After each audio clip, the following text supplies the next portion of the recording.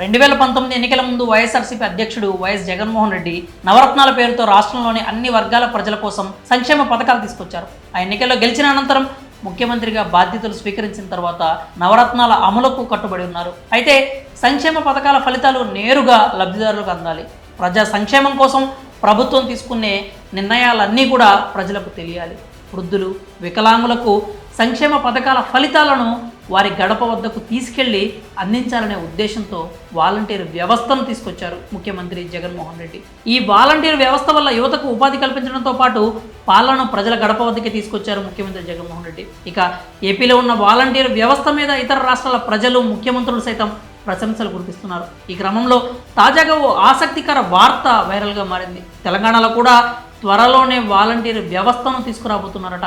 Congress party అధికారంలోకి వస్తే కార్యకర్తలను వాలంటీర్లుగా నియమిస్తామని ఎన్నికల సమయంలో రేవంత్ రెడ్డి పేర్కొన్న సంగతి తెలిసిందే. నాడు చెప్పిన మాటలను ఇప్పుడు నిజం చేయబోతున్నారట ముఖ్యమంత్రి రేవంత్ రెడ్డి. కాంగ్రెస్ పార్టీ కార్యకర్తలను వాలంటీర్లుగా నియమించడం కోసం ఇందిరమ్మ కమిటీలను కూడా ఏర్పాట్లు చేయబోతున్నట్లు వార్తలు వస్తున్నాయి. ఇప్పటికే దీనికి సంబంధించిన కార్యాచరణ ప్రారంభమైనట్లు తెలుస్తోంది. ప్రభుత్వ పథకాలను ప్రజలకు చేరువ చేయడంతో పాటు పార్టీని ప్రజల్లోకి తీసుకెళ్లడమే లక్ష్యంగా రేవంత్ సర్కార్ ఈ నిర్ణయం తీసుకున్నట్లు సమాచారం.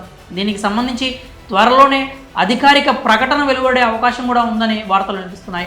ఇందిరమ్మ కమిటీలే వాలంటీర్లుగా అధికారంలోకి వచ్చిన 100 రోజుల్లోగా 6 గ్యారంటీలను ఖచ్చితంగా అమలు చేస్తామని చెప్తున్నారు కాంగ్రెస్ నేతలు. దీంతోపాటు కార్యకర్తలకు ఉపాధి కల్పన, ప్రభుత్వ పథకాలను ప్రజల్లోకి తీసుకెళ్లడం వంటి వాటికి సంబంధించి రేవంత్ సర్కార్ అధికారంలోకి వచ్చిన మొదటి రోజు నుంచే పక్కా ప్రణాళికతో ముందుకు సాగుతోంది. ఇందుకోసం ఇందిరమ్మ కమిటీలను తీసుకొచ్చి వాలంటీర్లుగా కాంగ్రెస్ పార్టీ కార్యకర్తలను నియమించబోతున్నట్లుగా జోరుగా ప్రచారం జరుగుతోంది. 6 గ్యారంటీల అమలు కోసం గ్రామాల్లో ఇందిరమ్మ కమిటీలను ఏర్పాటు చేయాలని కాంగ్రెస్ కార్యవర్గ సమావేశంలో నిర్ణయం తీసుకున్నట్లు కాంగ్రెస్ పార్టీ సీనియర్ నేత మల్లు రవి స్వయంగా ప్రకటించారు. ఈ కమిటీలో 5 నుంచి 6 సభ్యులు ఉంటారు. వీరంతా కాంగ్రెస్ కార్యకర్తలు, నాయకులేనని కూడా ప్రకటించారు. దీనిని బట్టి చూస్తే ఇది పక్కాగా వాలంటీర్ వ్యవస్థేనని తెలిపోయింది. ఇక ఏపీలో ఒక్కో వాలంటీర్కు 5,000 చొప్పున గౌరవ వేతనం ఇస్తున్నారు. మరి తెలంగాణలో కాంగ్రెస్ ప్రభుత్వం ఎంత వేతనం ఇస్తుందో చూడాలి.